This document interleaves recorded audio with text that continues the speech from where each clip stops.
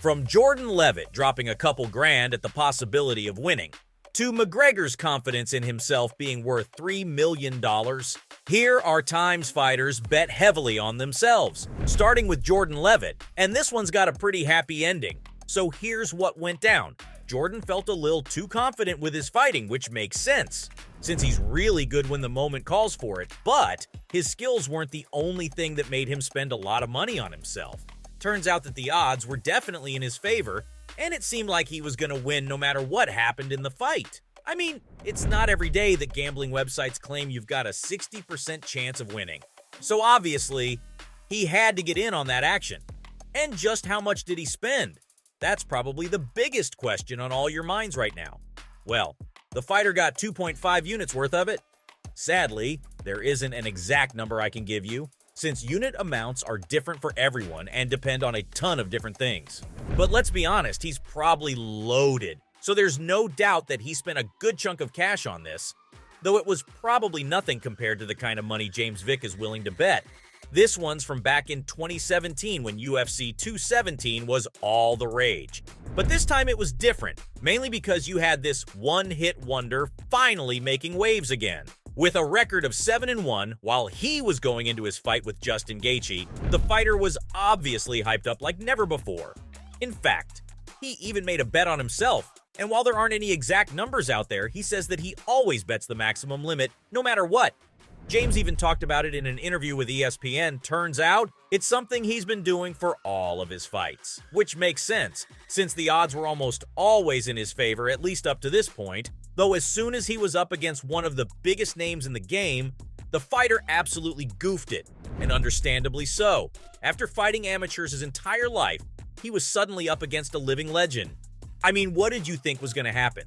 Of course, he got knocked out in the very first round, and it's been a downward spiral for him ever since. There wasn't a single fight that he won after that one up until 2019. And that's not even the worst of it. The UFC straight up fired him over his performance as well. No one wanted to see him fight anymore, since he had basically bet his life away at that point.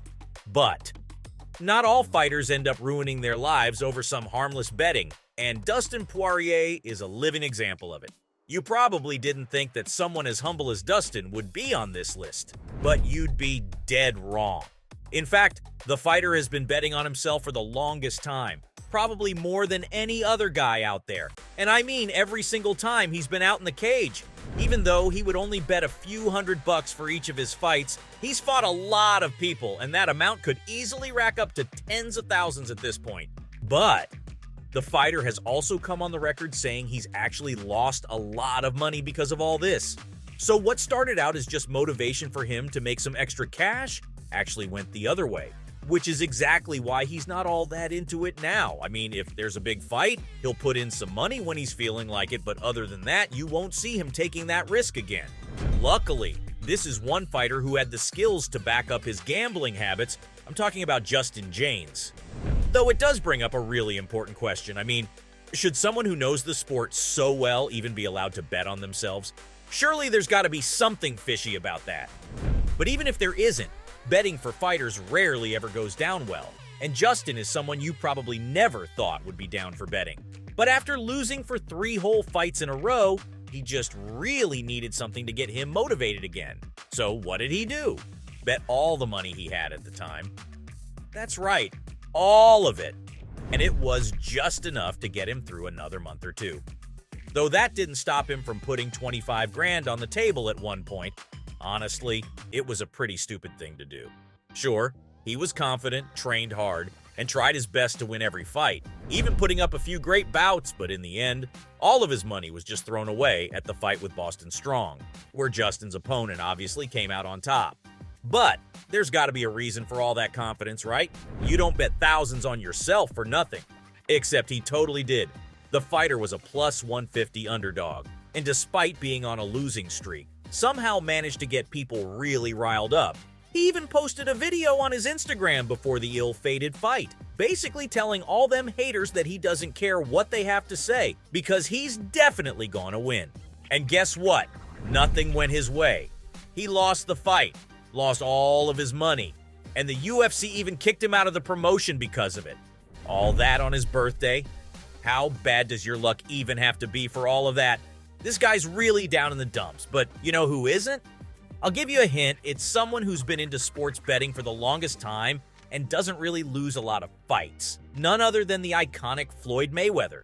You already know that the guy loves this stuff. He's been out there placing bets on all kinds of sports ever since he got all big and famous. Hey, what else is he supposed to do with so much money?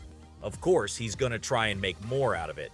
But back in 2017, Mayweather really took it up a notch. Though how'd he do that? What ungodly amount of money did it take for him to outdo his own self? Well, $400,000, if we're being specific here. But that wasn't the first time he's made a bet so crazy. Just a short time before this one, he put out $350,000 to bet on both boxing and basketball matches and ended up making over $800,000.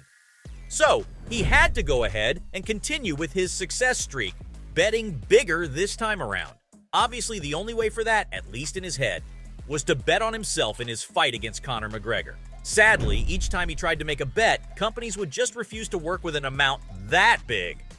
Mayweather tried betting on the fight ending in under 9 rounds and even tried to place one for him winning with a knockout, but none of them went through. It looks like no matter how well you know the game, or even if you're a genius when it comes to it, sometimes the bookies just aren't willing to risk it, especially if you've got so much money on the line. While that's an unhealthy amount of gambling no one should be doing, it's nothing compared to the last guy on this list. Let's talk about Conor McGregor. So what did Conor McGregor bet? $1 million? 2? 3? Let me break it down, because this one is gonna blow your mind. Honestly, this whole situation got so out of hand that even Dana White had to step in. So what went down? Well, let's throw it back to 2015 when McGregor was all set to fight Chad Mendes. And let's just say this was the biggest fight of both of their lives, taking place in UFC 189, so the stakes were definitely high. And McGregor wasn't here to joke around. His bet on his own self was enough to put anyone else to shame. The fighter bet $3 million on his win. You heard that right. And let's just say that he shot right at the target because Conor ended up winning that fight. I mean, can you even imagine how much he made from the bout alone? Add in the cash he got from betting on himself, and he's basically set for life.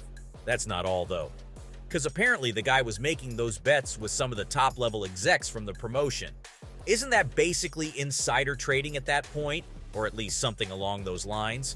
So it wasn't a surprise when Dana personally went on the record saying that fighters and close relatives they might have were no longer allowed to throw money on fights. And you really do get why.